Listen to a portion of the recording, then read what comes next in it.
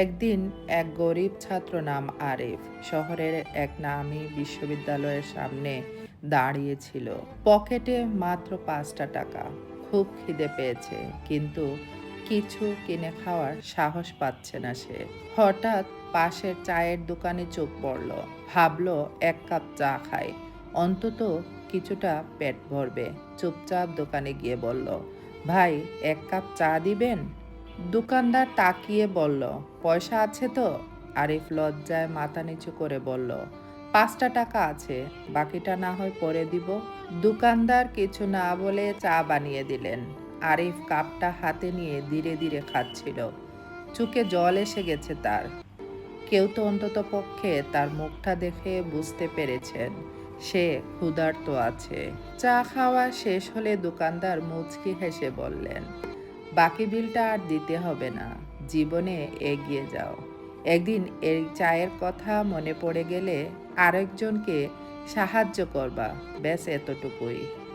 আরিফ মাথাটা নেড়ে চলে গেল। তারপর কেটে গেছে অনেকগুলো বছর। একদিন এক বৃদ্ধ চা বিক্রেতা হাসপাতালে ভর্তি হলেন। চিকিৎসার প্রয়োজন, কিন্তু খরচ অনেক টাকা। হাসপাতালের লোকজন বলল, আপনার খরচ একজন দিয়েছেন, আপনি নিশ্চিন্তে চিকিৎসা নিন। চা বিক্রেতা তখন অবাক হয়ে জানতে চাইলেন, কে দিলেন আমার বিলটা? তখন এক ডাক্তার এসে দাঁড়ালেন তার সামনে।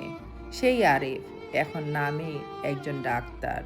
আরিফ হাসি মুখে বললেন, চাচা, আপনি একদিন আমার খালি হাতে এক কাপ চা দিয়েছিলেন।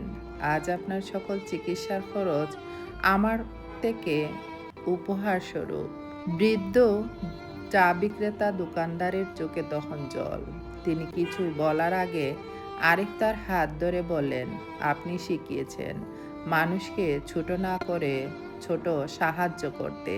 সেটাই আজ আমার সবচেয়ে বড় শিক্ষা। মোরাল অফ দ্য স্টোরি: সহানুভূতি, সম্মান আর ভালোবাসা, এই তিনটা জিনিস বিনামূল্যে দিলেও তার প্রতিদান হয় অমূল্য। ভিডিওটি ভালো লাগলে লাইক, কমেন্ট, শেয়ার করে পাশে থাকুন।